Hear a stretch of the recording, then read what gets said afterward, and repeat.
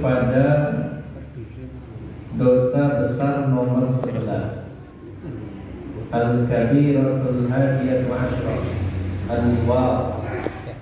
Dosa besar nomor 11 yaitu Al-Liwat. Liwat artinya amalan kaum Nabi Lut, makanya disebut liwat, yaitu hubungan seksual sesama jenis, khususnya laki-laki dengan laki-laki. Dan pada hari ini justru apa yang dilakukan oleh kaum Nabi Lut ini lebih besar dan lebih beragam. Ketika sebagian dari dosa kaum Nabi Lut, karena dosa yang dilakukan kaum Nabi Lut itu cukup banyak, bukan hanya homoseksual saja, tapi juga dosa-dosa yang lainnya. Tetapi di zaman kita ini, di umat Rasulullah SAW yang akhir ini, fenomena perbuatan dosa merebak dan bertambah jenisnya. Mungkin kalau dulu jarang ditemukan dan dibahas adanya hubungan seksual antara sesama wanita atau yang disebut lesbian, tetapi itu juga pernah disinyalir oleh Rasulullah SAW. Maka tambahan yang terjadi di umat Rasulullah Muhammad SAW adanya hubungan seksual antara sesama wanita, yaitu lesbian. Sehingga pada hari ini kita mengenal istilah LGBT. Ini berdekatan ya, antara L dengan B dengan G dan T-nya, kurang lebihnya berkaitan, yaitu lesbian, gay, kemudian apa B-nya? Biseksual. B artinya dua, yaitu ada orang yang bisa berhubungan intim dengan lawan jenis maupun dengan sesama jenis. Nah, istilahnya ACDC, AC bisa, DC bisa. Ini kan parah sekali ya. Sudah berhubungan intimnya dengan lawan jenisnya termasuk zina, ya, bisa jadi dengan bukan dengan yang halal. Ditambah lagi dia melakukan liwat atau homoseksual. Dan juga T yaitu apa? Transgenital ya, mengganti alat kelamin sebagai bentuk kelanjutan dari lesbian dan juga gay tadi atau homoseksual. Bapak Ibu jamaah sekalian yang dimuliakan Allah Subhanahu wa taala, ada kecenderungan manusia pada hari ini menganggap hal itu adalah hal yang kecil. Bahkan bagi mereka dianggap sebagai hak asasi manusia yang harus dilindungi dan dibela. Dan pada faktanya, khususnya di negeri kita dan juga di negeri lain, pelaku-pelaku LGBT ini dengan bebasnya mereka lakukan. Kalau tidak ada keresahan dan tindakan dari masyarakat, cenderung dibiarkan. Seperti yang terjadi beberapa tahun yang lalu di Opal Hotel, ya, salah satu hotel. Nah, sempat digerebek oleh salah satu saudara kita,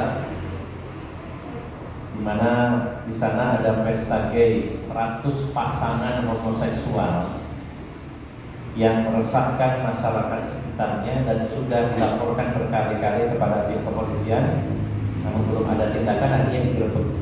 Akhirnya juga pada akhirnya pihak aparatur turun tangan.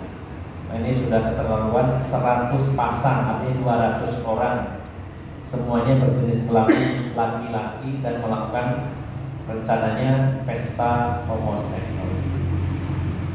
Jadi Bapak Ibu jamaah sekalian, ada kecenderungan hal itu adalah hal yang lumrah, hal yang biasa, dan hal yang legal, bahkan termasuk hak. Padahal kalau kita kaji kitab ini dan juga kitab yang lainnya, ngeri sekali bagaimana besarnya dosa orang yang berhubungan intim sesama jenis dan bagaimana kemurkaan Allah Subhanahu wa taala. Maka untuk menguatkan, mari kita kaji bersama kajian kitab Al-Kabair, poin yang ke-11 dari dosa besar, yaitu al-liwat, yaitu hubungan seksual sesama jenis, khususnya kalau liwat itu adalah homoseksual, laki-laki dengan laki-laki. Qad qassallahu azza wa jalla alaina fi kitabihil aziz qissatu qaumi lutin fi ghairi mawdu'in min dzalika qaulullah ta'ala. Sungguh Allah Subhanahu wa taala telah mengkisahkan kepada kita di dalam Al-Qur'an tentang kisah kaumnya Nabi Lut di beberapa tempat. Di antaranya yang kita bahas di sini di dalam surat Hud, yaitu ayat yang ke-82. Diawali dari 81. Jadi kurang lebihnya ceritanya adalah ketika kaum Nabi Lut itu melakukan penyimpangan, dosa-dosa yang sangat besar. Sebenarnya bukan hanya hubungan seksual sejenis, tapi juga ada dosa-dosa lainnya. Di antaranya mereka waktu itu punya tren membuat model-model rambut yang aneh-aneh. Pada hari ini juga banyak ya, model rambut itu yang aneh-aneh. Ada yang ngepang mungkin ya modelnya, ada yang digundul sebagian, ada yang bahkan diukir, diberi warna yang beraneka ragam, diberi obat supaya mirip duren gitu ya, kaku, macam-macam. Itu dulu dilakukan oleh kaum Nabi Lut. Kemudian mereka juga di antara perbuatan dosanya adalah mengurangi timbangan. Bukan hanya dilakukan oleh kaum yang lain, juga mereka melakukan kecurangan-kecurangan. Termasuk juga mereka itu terbiasa adu doro. Adu doro itu maksudnya bukan doronya supaya berkelahi, tapi lomba taruhan gitu ya. Ya cepet-cepetan mungkin ya biasanya. Jadi doro, burung merpati yang jantan itu dilepas, yang betinanya digerak-gerakan, cepet-cepetan taruhan. Ya. Dan juga dosa mereka itu, kebiasaan mereka adalah sering mandi bersama laki-laki, sesama laki-laki di pemandian-pemandian umum. Ya. Dan mereka juga di antara dosa-dosanya adalah dijelaskan oleh para ulama, sering menyingkap aurat mereka kepada sesama lelaki. Dan masih ada dosa-dosa yang lainnya yang dilakukan oleh kaum Nabi. Di antaranya mereka suka memamerkan dada-dada mereka, walaupun sama-sama laki-lakinya, tapi dipamer-pamerkan. Ini gambarannya dosa yang dilakukan oleh kaum Nabi. Tetapi yang paling besarnya adalah ketika mereka melakukan homoseksual. Ini yang mengundang murka Allah Subhanahu wa taala. Maka Allah Subhanahu wa taala mengutus dua orang malaikat, di mana kedua malaikat ini menyerupai dua orang laki-laki, dua orang manusia. Dan sebelum datang ke kampung kaum Nabi Lut, kedua malaikat ini berkunjung ke rumahnya Nabi Ibrahim alaihissalam, menyerupai dua orang laki-laki. Dan saat itu Nabi Ibrahim tidak tahu kalau itu dua malaikat, taunya adalah tamu dari kalangan manusia. Sehingga Nabi Ibrahim waktu itu menyembelih anak sapi, disuguhkan dua orang. Kalau sekarang satu ekor ayam cukup ya, dua orang, bahkan depan rumah. Tapi Allah adalah mungkin manusia saat itu besar-besar. Terlihat dari dalam hadis Nabi yang diriwayatkan Imam Bukhari, tinggi dari Nabi Adam, tingginya Nabi Adam, manusia pertama itu 60 hasta, kurang lebih 30 meter tingginya. 30 meter tingginya, berarti badannya ya besar ya, bukan tingginya saja, badannya seperti kita, kayak cagak, tapi besar badannya. Dan Nabi Adam alaihissalam adalah manusia atau laki-laki yang tertampan deretan ya, 3 lelaki tampan di dunia ini. Ada 3 lelaki yang paling tampan yang pernah Allah ciptakan di muka bumi ini. Yang pertama Nabi Yusuf alaihissalam. Dan yang kedua Nabi Adam alaihissalam. Dan yang ketiga, bentar Pak, yang ketiga. Yang jelas bukan saya. Ya, Nabi Muhammad Sallallahu Alaihi Wasallam. Namun yang paling tampan adalah Nabi Yusuf alaihissalam. Maka manusia pada saat itu Nabi Adam besar. Tetapi secara perlahan, semakin hari semakin kecil, ya, secara umum ya, walaupun ada tetap orang yang gede, tapi secara umum. Maka kemungkinan, apalagi kalau kita lihat Maqam Ibrahim, ya, bekas pijakan Nabi Ibrahim itu ada bekas telapak kakinya. Yang pernah umroh atau ibadah haji pernah lihat, itu besar ya, lebar dan besar kakinya. Makanya wajar kalau Nabi Ibrahim menyembelih pedet anak sapi ketika datang ada 2 orang tamu, disuguhkan, dimasak. Tetapi anehnya 2 lelaki ini, 2 tamu ini sedikit pun tidak tertarik dengan hidangan ya, panggang anak sapi yang dihidangkan Nabi Ibrahim. Nggak ngiler sama sekali. Sampai akhirnya Nabi Ibrahim merasa takut, ini orang kok nggak tertarik dengan makanan yang selezat ini, kenapa ya? Lalu akhirnya mereka mengatakan, kami adalah 2 orang malaikat yang diutus oleh Allah Subhanahu Wa Taala kepada kaum Nabi Lut, dan mampir ke rumah engkau wahai Ibrahim mengabarkan akan kelahiran Nabi Ishak. Kau akan diberi karunia seorang anak lagi, yaitu Nabi Ishak. Maka singkat cerita, kedua malaikat yang merujuk 2 orang laki-laki ini mendatangi kampungnya kaum Nabi Lut, yaitu kota Sodom. Perbuatannya sering diistilahkan sodomi, ya, bukan jenis mie instan ya. Bukan, ini kata Sodom, kota Sodom. Sehingga perbuatannya disebut seringkali sodomi. Nah, ketika datang kepada kaum Nabi Lut, 2 lelaki ini yang sebenarnya malaikat itu dalam tampilan yang sangat tampan. Maka begitu masuk kampung kaum Nabi Lut, kota Sodom, berkerumun ke orang-orang. Kaumnya Nabi Lut berkerumun di depan rumahnya Nabi Lut karena tertarik dengan 2 orang laki-laki. Sebagaimana laki-laki ketika senang dengan wanita, maka ketika wanita itu cantik, semakin disenangi. Cantik, seksi, maka laki-laki kan tertarik. Nah ini orang yang biasa melakukan homoseksual, ketika ketemu laki-laki yang tampan, dia juga tertarik. Semakin tampan, semakin menarik hati. Nah 2 malaikat ini berwujud manusia yang dua-duanya tampan, sehingga mereka berkumpul di depan rumah Nabi Lut dan meminta 2 tamunya ini supaya diserahkan kepada mereka. Ini kurang ajarnya luar biasa. Lalu Nabi Lut demi untuk meredam keinginan mereka, Nabi Lut keluar rumah dan menawarkan kepada mereka, saya punya anak perempuan beberapa orang. Kalau kalian ingin nikahi anak saya, ini anak saya perempuan. Kata mereka, mau aku nggak mau perempuan, mau yang itu, yang laki-laki. Ya. Jadi tidak tertarik ditawari wanita, malah tetap memaksa untuk menyerahkan 2 tamunya ini. Maka disitulah Allah berfirman dalam surat Hud ayat 82. Falamma jaa'a amruna ja'alna 'aliyaha safilaha wa amtarna 'alaiha hijaratan min sijil mandud musawwamatan 'inda rabbik wa ma hiya minadh dhalimin biba'id.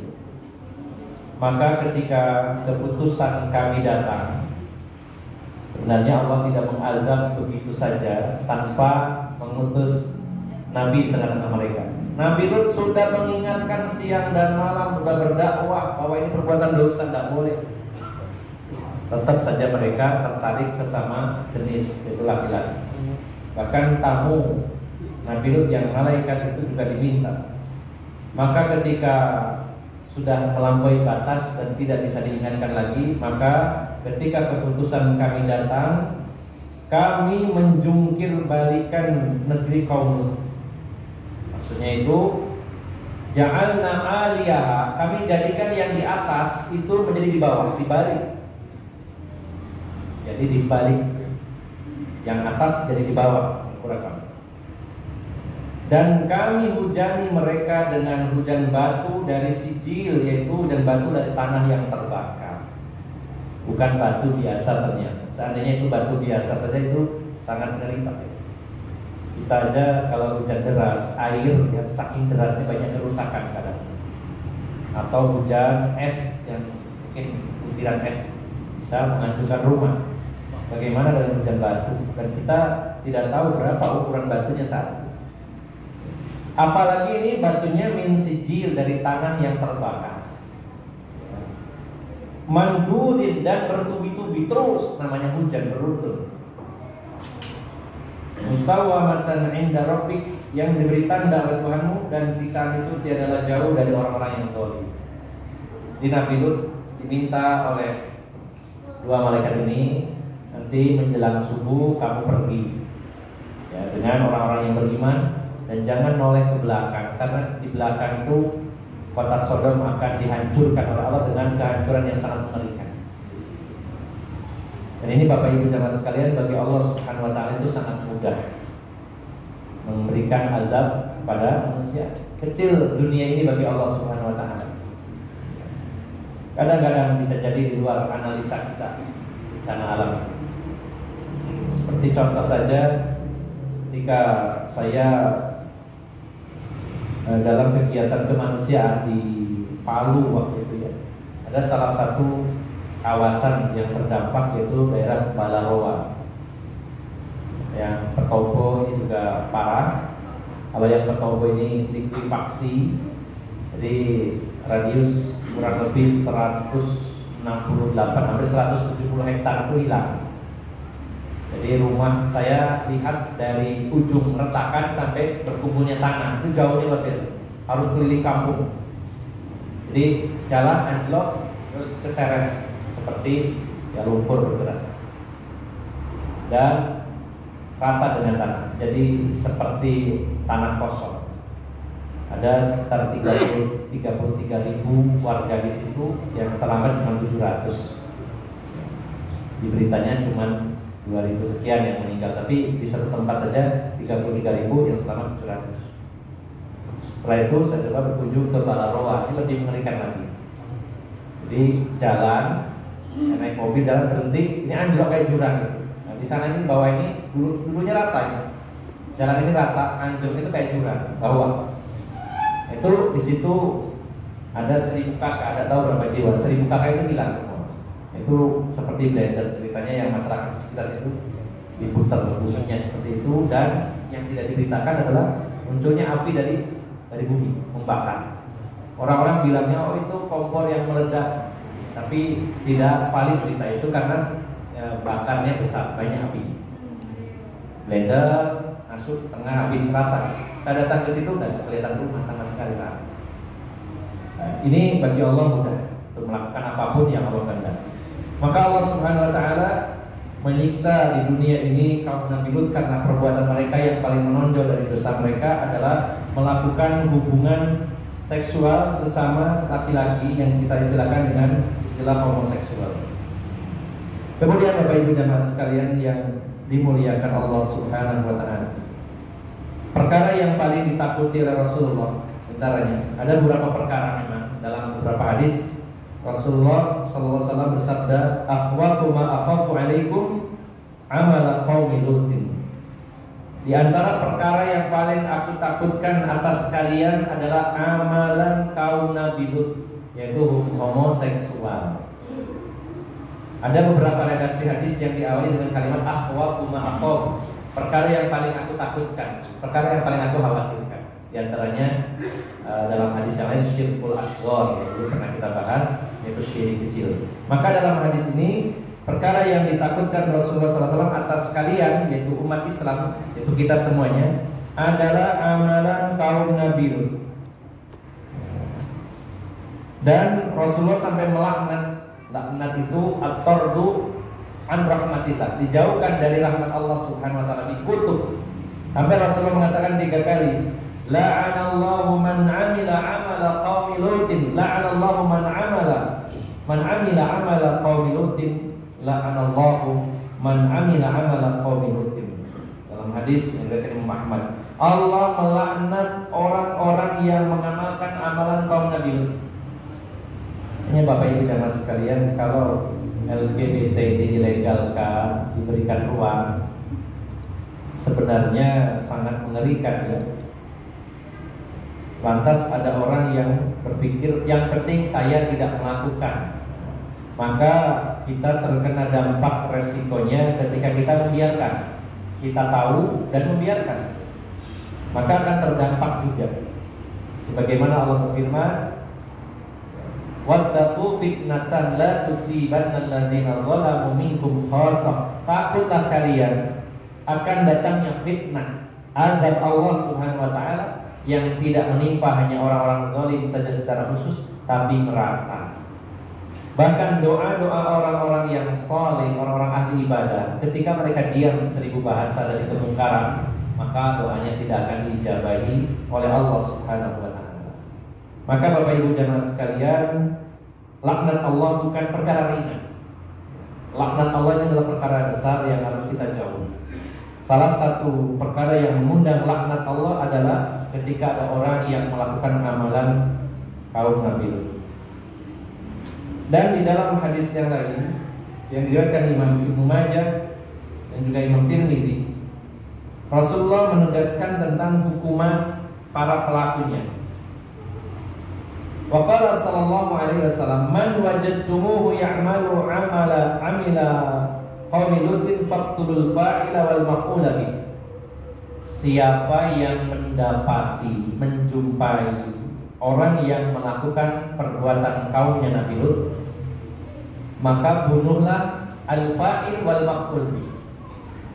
Al-fa'il artinya pelaku yang memposisikan dirinya sebagai laki-laki, dan maqul bih adalah seorang yang memposisikan diri sebagai pasangannya, sebagai wanitanya. Dua-duanya laki-laki, tetapi salah satunya jadi laki-laki, salah satunya jadi perempuan. Mereka melakukan hubungannya adalah lewat belakang ya, lewat dubur. Maka ada yang bertindak sebagai laki-laki tetap, ada yang sebagai perempuannya. Ada kalanya ini akan stabil, yang si A tetap jadi laki-lakinya, yang B jadi perempuannya. Tapi ada juga yang gantian. Maling ini sing A jadi laki-lakinya, yang B perempuannya. Besok gantian ya, sing B laki-lakinya, yang A jadi perempuan.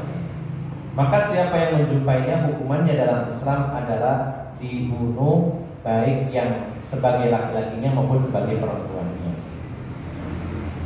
Dan Bapak Ibu jamaah sekalian, ini saya lompati karena ada kaitannya dengan poin ini, yaitu dalam pasal yang berikutnya, yaitu faslun fi uqubati man amkana min nafsihi qa'ian, yaitu di lompat 2 halaman karena ada kaitannya dengan poin ini. Akibat dari orang yang menyiapkan dirinya menjadi objek homoseksual. Jadi ini memang ada laki-laki yang menyiapkan dirinya menjadi objek homoseksual.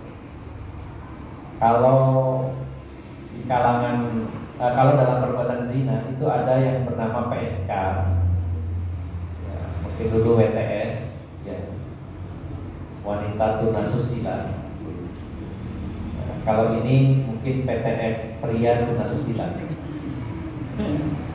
Jadi dia memang menyiapkan dirinya untuk menjadi objek bagi yang ingin melakukan homoseksual. Ini pernah terjadi di masa pemerintahan Abu Bakar As-Siddiq, yaitu Khalid bin Walid sebagai panglima perang. Beliau menulis surat kepada Abu Bakar As-Siddiq. Ini riwayatnya dari Khalid bin Walid. Hadis atau riwayat ini dari jalur Al-Baihaqi bi isnadin jayyidin, dengan sanad yang baik. An Khalid ibn al-Walid an Khalid ibn Malik radhiyallahu anhu annahu kataba ila Abi Bakr As-Siddiq radhiyallahu anhu annahu wajada fi ba'd an-nawahi rijalan yankiha fi duburihi fastishar Abu Bakr As-Siddiq as-sahabah radhiyallahu anhum fi amri. Jadi Khalid bin Walid bercerita bahwasanya dia menulis surat kepada Abu Bakar yang saat itu jadi khalifah.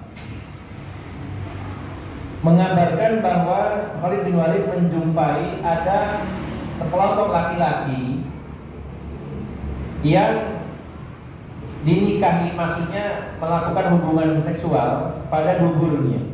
Maksudnya dia menyiapkan, mempersilahkan dirinya untuk disodomi lah bahasanya, untuk jadi objek. Maka Khalid bin Walid sebagai panglima perang minta keputusan apa yang harus saya lakukan. Maka Abu Bakar Siddiq mengumpulkan para sahabat, kemudian bermusyawarah. Enaknya diapain orang ini? Ini bukan semata-mata melakukan biasa, tapi justru menawarkan diri, menyiapkan dirinya untuk dijadikan objek sebagai homoseksual. Maka Ali bin Abi Thalib angkat bicara. Ya. Beliau mengatakan inna hadza dzambun lam ta'maluhu illa ummatun wahidah qaumul Lut. Dia mengatakan sesungguhnya ini adalah dosa yang tidak dilakukan kecuali oleh umat atau kaum Nabi Lut. Ya. Dan Allah Subhanahu wa taala memberitahukan kepada kita semuanya apa yang dilakukan Allah kepada mereka. Tadi di awal disampaikan ayatnya surat Hud ayat 82, yaitu hijaratan min sijil, batu dari tanah yang terbakar. Dan pada penjelasannya, tafsirnya, para ulama mengatakan itu bukan batu biasa, bukan batu dari dunia. Allah bisa jadi dari batu neraka yang sifatnya membakar. Sebenarnya batu di dunia pun bisa membakar. Ada sebagian batu yang membakar. Saya pernah ketika ada kegiatan kemanusiaan di Gunung Kelut waktu meletus hari Kamis malam, Jumatnya saya berangkat datang ke satu kampung namanya Desa Laharpang, jadi lahannya ngepang, gitu. Istilahnya Laharpang, radius 5 kilo dari Gunung Kelut. Itu wilayah waktu itu belum dijangkau oleh para relawan. Saya naik motor trail masuk ke atas, ada satu rumah terbakar. Ternyata hanya kejatuhan batu kecil, batu yang dari letusan gunung panas nembus rumah itu, kena kasur, terbakar. Kecil batunya, bukan batu yang besar. Terbakar membakar rumahnya, habis hangus. Padahal radiusnya 5 kilo. Jadi bagi Allah mudah sekali ya, mengirimkan batu yang terbakar itu mudah sekali. Maka ketika musyawarah, apa yang harus dilakukan untuk menghukum orang-orang yang menyiapkan dirinya menjadi objek homoseksual? Ali bin Abi Thalib menyarankan, maka ya, sebaiknya ya, mereka itu an yuhraqa binar, dibakar dengan api, karena dulu disiksa dengan batu yang membakar. Maka akhirnya Abu Bakar sepakat menulis surat kepada Khalid bin Walid, kamu hukum mereka dengan dibakar. Maka dibakarlah mereka oleh Khalid bin Walid radhiyallahu anhu. Ini hukumannya. Kalau dalam hadis Nabi tadi sifatnya global, bunuhlah pelaku yang menjadi laki-lakinya maupun yang jadi perempuannya. Dibunuhnya dengan cara apa? Tadi dalam kisah tadi Ali bin Abi Thalib menyarankan dengan dibakar sebagaimana Allah siksa dulu. Tetapi pada dasarnya ketika dalam Al-Quran maupun dalam hadis ada perintah untuk menghukum dengan cara bunuh, biasanya yang paling umum adalah dipancung, dihukum pancung. Ketika kisos, ini ada dua pendapat dari para ulama yang tidak bertentangan sebenarnya. Ketika ada kasus kisos, seorang membunuh kemudian dituntut oleh ahli warisnya, lalu dia dihukum kisos, maka yang umum adalah ketika tidak ada request dari ahli warisnya, maka hukumnya hukum pancung, dipenggal. Tetapi kalau ahli warisnya meminta dengan hukuman tertentu, biasanya akan dibunuh dengan cara bagaimana dia membunuh. Dalilnya apa? Dulu Rasulullah SAW pernah didatangkan kepada beliau ya, seorang budak wanita yang kepalanya remuk karena dipukul batu oleh orang Yahudi. Seorang Yahudi membunuh seorang budak dengan dipukul batu, kepalanya juga remuk. Maka dilaporkan kepada Rasulullah dan didatangkan kepada Rasulullah, maka dihukum waktu itu dengan dipukul dengan batu sampai remuk juga kepala. Ini kalau ada permintaan dari pihak keluarga. Maka kalau ada bunuhnya dengan ditusuk maka ditusuk, kalau diracun ya diracun, setrum ya disetrum, tergantung dia membunuhnya dengan cara. Tetapi ketika tidak ada permintaan, maka pemerintah Muslim melakukannya dengan hukum pancung, dan itu yang paling memudahkan. Karena pernah ada penelitian lebih efektif mana ditembak di jantung atau dengan hukum pancung. Artinya lebih memudahkan mana? Ya, lebih sakit ditembak ternyata. Karena matinya lebih lama. Walaupun jedel, pak itu nggak langsung mati. Ya, kelihatannya sudah nggak bergerak, tapi proses kematiannya cukup lama. Beda dengan dipancung. Bukankah Rasulullah SAW telah mengajarkan kepada kita bahwa kita ini diperintahkan untuk memperbaiki dalam cara membunuh. Walaupun itu menghukum, tapi dengan cara yang terbaik.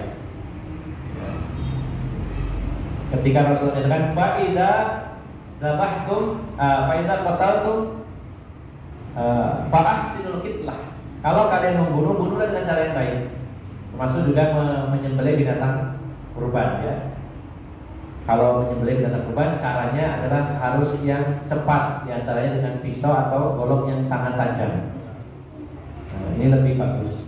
Begitu pula dalam menghukum, jangan mentang-mentang, ini kan menghukum, ya biar merasakan, carikan golok yang tumpul, etet-etet terus. Ya. Tetap dicari yang tajam, yang cepat, efektif. Ternyata orang itu ketika dibunuh dengan cara pancung, ya, dia dipancung lehernya putus, itu cepat sekali.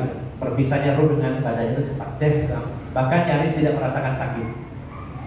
Nah, tetapi kalau ditembak di jantung, maka sepertinya langsung blak gitu ya, tapi sebenarnya masih ada proses. Jantungnya bocor dulu, ada prosesnya darah keluar dari jantungnya, itu lama. Ya, yang tahu, yang merasakan, yang jadi korbannya. Ini pernah ada dulu kisah dulu siapa ya yang bom Bali itu, Imam Samudra ya, Imam Samudra. Itu sempat request minta kepada pemerintah, saya ingin dihukumnya pancung, jangan ditembak, karena dia tahu, bahwa kalau dipancung del langsung ikat, bahkan bisa jadi tidak merasakan sakit. Apalagi kalau tajam langsung putus des. Beda dengan ditembak, nah, itu akan ada proses. Walaupun orangnya mungkin terjatuh tapi tidak langsung, ada proses beberapa waktu merasakan kesakitan. Maka Bapak Ibu jamaah sekalian, dalam hadis ini Rasulullah memerintahkan untuk membunuh pelaku homoseksual dua-duanya. Maka tidak dijelaskan caranya seperti apa, maka kembalikan kepada asalnya, yang paling cepat, yang paling mudah itu dengan hukum pancung.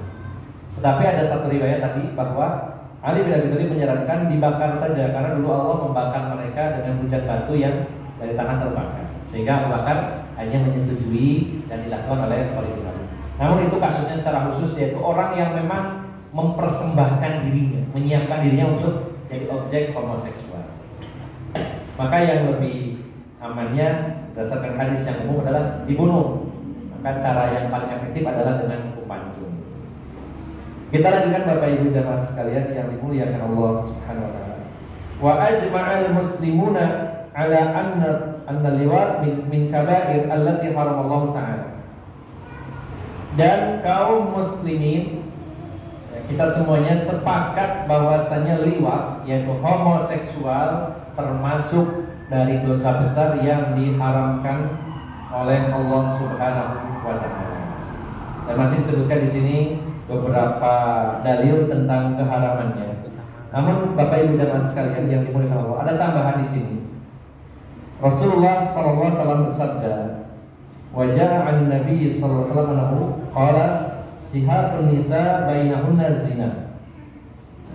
Rasulullah SAW dalam hadis yang diriwayatkan Imam Tabrani, dia mengatakan bahwa hubungan seksual sesama wanita atau lesbian maka termasuk bagian dari zina. Bagian dari zina. Kok bisa perempuan sama perempuan, bagaimana caranya ya? Kan kalau yang laki-laki yaitu dengan ya yang posisi sebagai perempuannya dia melakukannya lewat belakang. Bagaimana kalau perempuan 2 orang? Punya bayangan nggak Pak? Gimana ya caranya? Ya ini perlu dijelaskan, barangkali ada perasaan kok bisa, gimana caranya ya? Apa cuma bermesraan saja, membelai dan sebagainya? Tidak juga ya. Bisa jadi mereka melakukannya dengan istilahnya sex toys, yaitu alat bantu seks. Dildo, iya tema. Nah bisa juga ya. Tema. Kan jadi katanya gitu. Alam ya bisa. Ya. Jadi banyaklah sekarang model-model aneh-aneh itu ya. Ya, alat-alat untuk alat bantu seksual itu macam-macam sekarang. Dan bahkan kaum laki-laki pun ada yang melakukannya, ya. Ada di sini dijelaskan ada yang melakukannya dengan binatang, ada yang dengan boneka, ya, ada yang dengan robot. Di Jepang itu dijual mahal, ya, boneka atau robot yang memang khusus, ya, istilahnya doll seks gitu, jadi boneka seksual. Nah itu bisa pesen, aku pingin pesen boneka yang wajahnya mirip siapa. Itu bahannya seperti bahan badan manusia, lentur, datang dari bahan apa? Full gitu ya, dibuat seseksi mungkin, semenarik mungkin, dan itu menjadi temannya bagi laki-laki yang ingin melakukannya. Ini udah rusak dunia ini kayak sekarang. Padahal Allah Subhanahu wa taala sudah menjadikan pasangan-pasangan laki-laki dan perempuan sudah pas, ya. Tapi banyak sekali hal-hal yang aneh pada hari ini, ya, dengan berbagai macam dosa-dosa yang dilakukan. Bukan hanya homoseksual, tapi juga tadi yaitu adanya lesbian, di mana dihukumi oleh Rasulullah sebagai perbuatan zina di antara mereka. Bahkan juga tadi ya biseksual, dia bisa melakukannya dengan laki-laki, sesama laki-laki, atau dengan lawan jenis itu dengan perempuan. Kemudian juga transgenital itu merubah alat vital. Ini kalau di Thailand jadi tren. Thailand itu di biayanya sekitar dulu 150 juta. Ya, jadi laki-laki berubah jadi perempuan. Itu total, mulai dari jambunnya dihilangkan di leher itu. Kemudian menurut sewu buah dadanya juga dibikin. Bahkan alat vitalnya laki-lakinya dihilangkan. Dan itu ternyata kalau kita telusuri secara ilmiah, bukan hanya diputus gitu enggak. Bukan hanya diputus, dihilangkan enggak, tapi luar biasa rumitnya. Bahkan dibentuk semacam rahim, jadi seperti perempuan. Alhamdulillah. Sehingga pada hari ini banyak, terutama di sana di Thailand itu laki-laki yang lebih cantik dari wanita, lebih seksi, lebih cantik dari wanita, itu banyak. Ya, siapa yang ke Thailand hati-hati keliru. Jadi nggak usah ke sana, Pak. Pengen kelencer rekreasi di Thailand, hati-hati, banyak wanita aspal asli tapi palsu. Ya, kalau di Indonesia mungkin karena kurang modal, ya, misalkan di Ajinomoto itu banyak. Teratas. Kok tahu Ustaz ya? Saya pernah jualan mie ayam di situ 1,5 tahun. Dulu tahun 2012. Dan juga kerja selama 9 tahun di Gresik, sering lalu lalang. Nah itu banyak wanita jadi-jadian. Tapi karena kurang modal tetap kelihatan laki-lakinya, walaupun pick up-nya sak senti tetap aja kelihatan. Nah ini ya, maka sesama wanita juga termasuk perbuatan zina. Kemudian Bapak Ibu jamaah sekalian, saya persingkat. Sebenarnya pembahasan cukup banyak. Islam mengajarkan kepada kita, ketika zina itu diharamkan, maka semua perkara yang mengarah kepada zina pun diharamkan. Dalam bab zina kita kalau bahas, maka semua perkara yang mengarah kepada zina ikut haram. Memandang lawan jenis, ya misalkan hanya memandang, maka itu adalah pintu zina yang pertama, ya, maka diharamkan juga. Kemudian berkholwat, berdua-duaan, laki-laki perempuan, ya, yang bukan mahramnya, maka ini juga pintu menuju zina. Ikhtilat, campur baur, laki perempuan bercampur baur, kalau intens lama-lama akan jatuh dalam perbuatan zina. banyaknya perselingkuhan karena campur baur laki perempuan. Kemudian termasuk juga homoseksual, maka perkara-perkara yang mengarah kepadanya juga diharamkan. Jadi saya persingkat saja. Di antaranya Rasulullah SAW melarang ya seseorang itu mandi dengan sesama laki-laki terus buka auratnya. Jadi jangan mau kalau mandi walaupun sama-sama laki-lakinya terus bareng-bareng satu kamar mandi. Terus saya pernah ikut semacam pendidikan semi militer 3 hari 3 malam di kolam marinir. Semuanya dikasih waktu, makan di waktu, semua di waktu, tidur di waktu, termasuk mandi. Nah saya nggak bisa, selalu musakal karena apa? Mandinya suruh bareng. Saya nunggu selesai dulu baru mandi, di ketinggalan. Saya nggak bisa kalau mandi bareng. Ada yang sampai lapor pola pergelanannya doa-doaan gitu.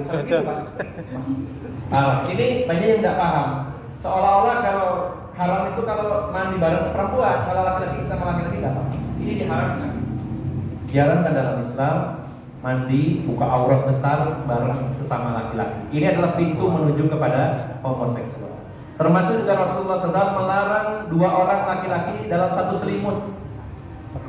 Ini kadang-kadang berteman, aku tak nginep ya sama mas sampean, terus kemulan berdua. Walaupun nggak ada nafsu, nggak ada apa-apa, tapi itu awal dari homoseksual. Termasuk juga di sini ada penjelasan cukup panjang berkaitan dengan hukum amrod. Amrod itu anak laki-laki yang masih muda, belum ada jenggotnya, belum ada kumisnya, cenderung mirip perempuan lah pokoknya, bersih, klimis, bersih. Nah, maka dulu para ulama ya tidak mau mereka ketika berkumpul berduaan dengan amrod, maka mereka menghindarinya. Bahkan Imam Ahmad bin Hanbal ketika ada 2 orang yang datang, seorang laki-laki bersama amrod, anak muda yang bersih, terus klemis, belum ada jenggotnya, belum ada kumisnya, jadi mendekati perempuan. Maka Imam Ahmad bin Hanbal menyuruhnya pergi. Itu sebagai dalam rangka menjaga, karena ada laki-laki itu saking gantengnya itu lebih cantik dari perempuan. Para ulama mengatakan ada laki-laki saking gantengnya sehingga ini juga bisa menggoda. Kok bisa? Bisa. Tidak ada yang tidak bisa. Maka jangan berpikir saya itu hanya berhasrat kepada wanita. Saya nulis di Facebook suka kepada wanita. Ya. Waktu bikin Facebook pertama kali kan begitu. Tetapi karena perbuatan-perbuatan yang tadi intens, bahkan Rasulullah pernah melarang 2 orang, yang satunya amrod, yaitu anak muda laki-laki yang tampan, berdua-duaan dengan laki-laki lain, padahal itu adalah keponakannya. Maka Rasul melarang, jangan membiasakan terus-terusan berdua. Ini adalah pintu-pintu untuk menuju perbuatan homoseksual. Jadi tidak hanya homoseksualnya saja, tapi juga ada perkara-perkara lain yang diharamkan. Kemudian yang terakhir Bapak Ibu jamaah sekalian di sini termasuk hukum liwat kecil. Ya, ada liwat kecil, yaitu seorang suami menggauli istrinya dari belakang, dari duburnya, atau menggauli istrinya sedang haid. Ini dikategorikan oleh para ulama sebagai liwat kecil, alias homoseksual yang kecil. Karena hubungan intim adalah harus kepada kemaluan. Nah, ini dilakukan bukan kepada tempatnya, maka ini dilarang dan ini termasuk hukumnya dosa, bahkan dosanya termasuk dosa besar. Dan yang terakhir juga yaitu masturbasi, ya, onani atau masturbasi baik laki-laki maupun perempuan, ini hukumannya besar juga, termasuk dosa besar. Di dalam hadis Nabi SAW nanti pada hari kiamat akan ada orang yang tangannya bengkak parah di hari kiamat. Tangannya bengkak. Siapa mereka? Mereka adalah orang yang waktu di dunia suka melakukan onani atau masturbasi, yaitu solo seks alias hubungan intim tapi dengan diri sendiri dengan menggunakan tangan. Yang laki-laki dengan tangannya, yang wanita dengan jarinya, dengan tangannya, dilakukannya kepada diri sendiri. Maka itu tidak boleh. Walaupun itu tanganku dewe kok Bapak oleh, tidak boleh dalam Islam. Dilarang dan diharamkan melakukan onani atau masturbasi dan termasuk dosa besar di sisi Allah Subhanahu wa taala. Maka Bapak Ibu jamaah sekalian yang dimuliakan Allah Subhanahu wa taala, kita berlindung kepada Allah dan berusaha sejauh-jauhnya untuk menjauhi dosa-besar ini, yaitu homoseksual. Sekaligus kita juga tanamkan kepada anak-anak kita, khususnya yang laki-laki, dari bahaya homoseksual. Ya. Saya pernah berbicara kepada seorang jamaah bahwa punya anak perempuan itu berat, kalau keluar malam kepikiran. Terus dia bilang, kalau saya sekarang punya anak laki-laki juga khawatir, Ustaz. Ya.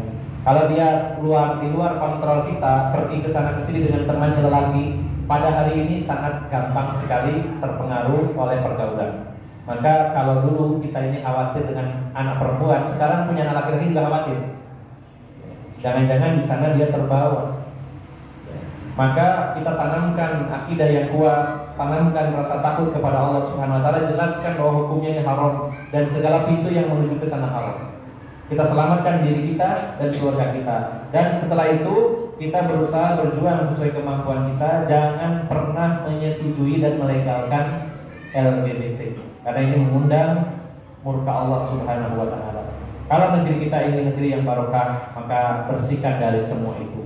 Kita berusaha ikhtiar sesuai kemampuan kita. Ketika ada yang melakukannya, kita cegah semaksimal mungkin. Karena ketika kita tidak peduli dan membiarkannya, berarti kita sama saja dalam mengundang murka Allah Subhanahu wa taala.